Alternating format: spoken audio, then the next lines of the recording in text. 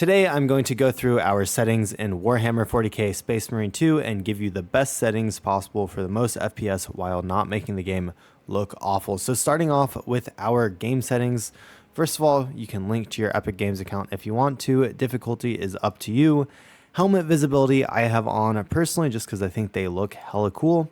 Then for language, this doesn't really matter. Subtitles can be useful if you can't tell what they're saying, but personally I don't have any issues and none of that really matters. So let's move on to video settings, which is what people really care about anyways. We have our video adapter. Just make sure it's set to your graphics card and not like inbuilt Intel graphics or whatever. Then we have our display. Display mode definitely should be on borderless. At least that's personally my preferred choice because I alt tab a lot. However, if you don't, full screen probably will give you slightly better performance. So moving on from here, resolution should just be whatever your screen is. Render resolution can be native, and personally that's what I find is the best. I hate turning down render resolution. Then we have DLSS if you want it, but that's personally for NVIDIA. If you have AMD, you can go with FSR. Moving on from there, I have vertical synchronization turned off. Motion blur intensity is also turned off, and then we have a FPS limit at unlimited.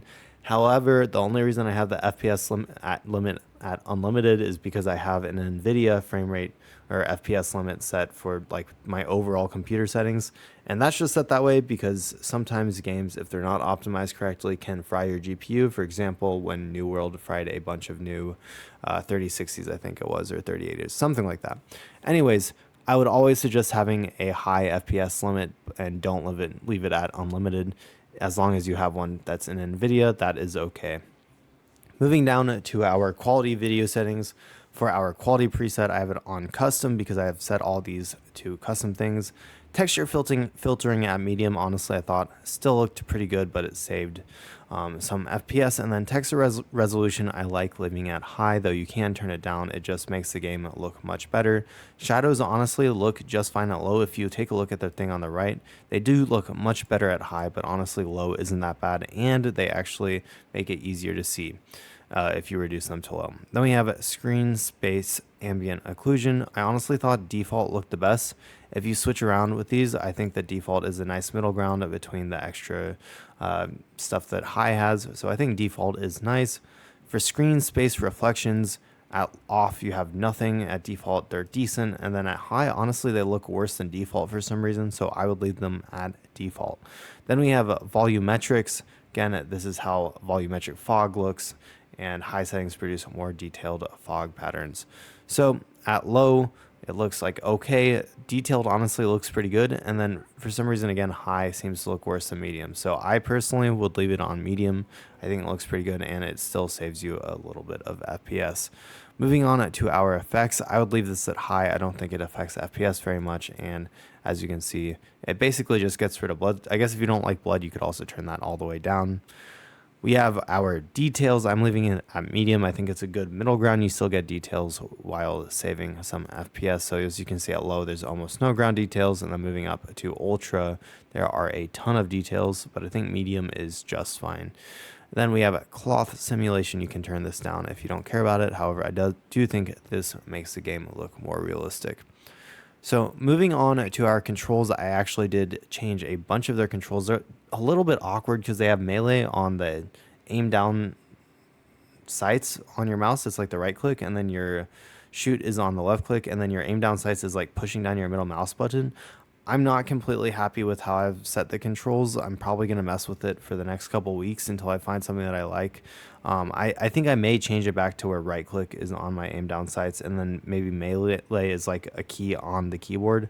I don't know. It's just sort of weird. So anyways, I'll show you what I've done. I have sprint activation on toggle, move forward. All those movements are standard. I have sprint set to caps lock. If you follow my channel at all, you know that that's pretty standard for me. I like putting sprint on caps lock because it's easier to reach than left shift, and it'll keep your pinky from getting arthritis. I just think it is much better. If you're going to be hitting that a bunch, caps lock is a lot easier to reach than shift. Of course, I put dodge on left shift because we need a thing for dodge as well, but you should be dodging less than you're sprinting, I think. So especially with how good parry is, dodging should not be used that much in this game. Moving on to our aim. So aim I have on toggle for now. Melee, again, I'm not happy with it, but it's on right click still. Finisher is E, that's fine, honestly. Parry, shield block, I put actually on space. It was originally on C. It's sort of a small button to hit when you're sort of in a huge battle and you've got to consistently hit it. So I think space is a lot more consistent than C, and I'd highly suggest changing this off of space. You can also put this on left shift or something like that, but space seems bad. I also tried it out on a mouse button. It did not feel as good as space, but you can try that as well. So moving on from our parry and shield block, we have fire and gun strike. If you don't know what this is, if you get a perfect dodge or a perfect parry, if you then hit the shoot button, it will play like a little side animation and you will shoot the enemy that you parried or dodged for a bunch of damage. So definitely take advantage of this. The way you'll know when you can do this is there'll be a little red target over their head with, yeah, it'll just be like a red target, and it'll be pretty obvious once you look for it. But definitely use this. It's really, really strong when you get a good perfect dodge. It also just makes perfect dodging and parrying feel much more satisfying. Moving down to our zoom heavy stance, this is, or zoom in slash heavy, zoom slash heavy stance. Anyway, I don't know what that is. Zoom in slash alternative fire. This is just using the mouse wheel to scroll up and down when you have a special weapon slash when you're zoomed in. Again, I'm not sure that I'm going to keep the zoom on the middle mouse button. It just feels really weird, especially like for PvP. I think that's going to be hella awkward to use. Then we have lock on target is X, switch weapon is on V. V is not the mess. Actually, so what I'm going to do is I'm going to switch this to C now that I have C off of parry. I think that'll be better. Then we have reload on R, usability on Q. Again, that's fine. And then switch to primary weapon. It used to be 2. It should be 1. I don't know why. So this one was 2 and this one was 1. Primary weapon is always on 1 and secondary weapon is always on 2 for like any shooter game ever. So just switch those so that you're not messing yourself up. I made that. It just didn't make any sense. I don't know why those were switched. So then we have interact is on E, use Medicae stims on F, which is fine. It feels great in the game. Use equipment is on G, so your grenades or your melta bombs. Then focus attention on T is fine. Marking tool again, T, scoreboard, tab, pretty standard.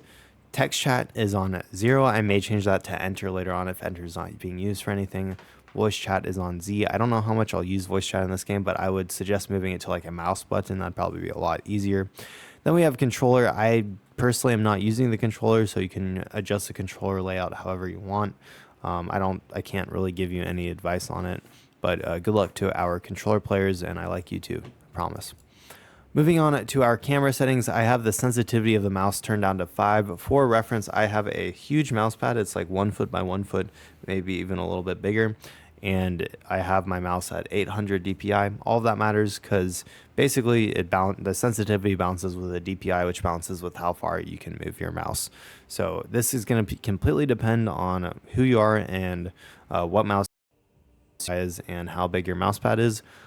What I would suggest is put the mouse in the middle of your mouse pad, move it all the way to one side while you're in game. And if that gives you like about 200 degrees rotation, I'd say that's about correct. That should, as long as you don't have a tiny mouse pad, that should make it pretty easy to aim at everything, and you'll have more than a 360 degree rotation for looking around. So that should be about perfect. That's how I calibrate when I have a new mouse pad, or new DPI. And over the years, I've just found that 800 is a good middle DPI for RTS games, shooter games, really any game. 800 DPI has always felt nice with whatever sensitivity. So I keep it at 800 and I adjust the sensitivity generally to match up with that.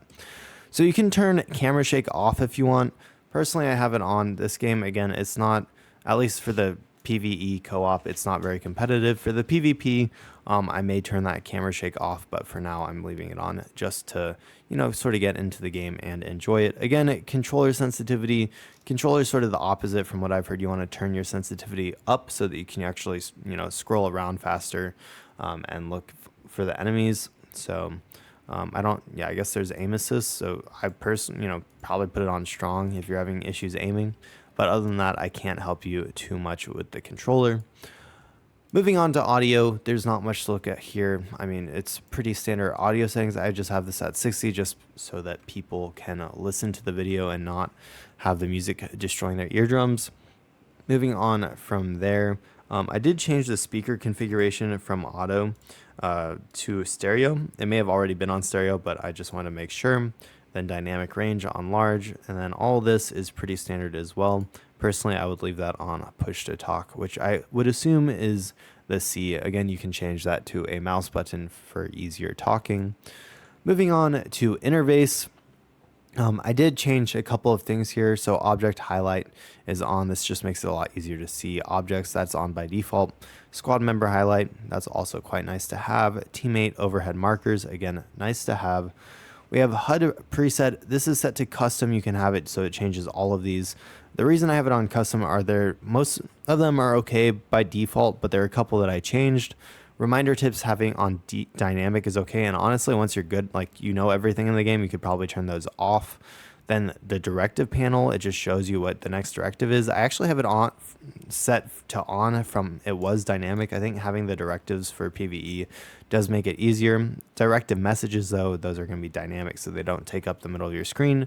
Directive markers, I actually have set to on just so you know where to go. I found that, sometimes my squad mates and I won't go to the correct place and it can mess us up. So having the directive markers on without having to press tab all the time, it's just nicer. Health bar, it was dynamic. I set to on as well just so I can always see my health bar. I may turn that off eventually, but I think it's really nice to just be able to always see what you're at. Then status effects panel, you'll either have dynamic or off, so just leave that on dynamic. Same with the terminus enemies health. Weapons I have on. You could turn it back to dynamic though, and then all of these are dynamic. Sight is on. Sight ammo counter is dynamic. Honestly, I wouldn't be against it to just being on all the time. Jump limit indicator and Vox transmission are also both dynamic as well. Finally, we have our accessibility settings. So nothing too important here. You can have your colorblind mode if you need that. But other than that, there's nothing here I would really suggest going at. So anyways, those are all the best settings for Space Marine 2 Warhammer 40k. Let me know if you have any questions. I've been having a blast. This game released today. If you paid the extra money to pre-order it. For everyone else, it releases on September 9th, so I'll see you then. Thank you so much for watching. I'll have videos coming out on this every day, maybe even more than one per day.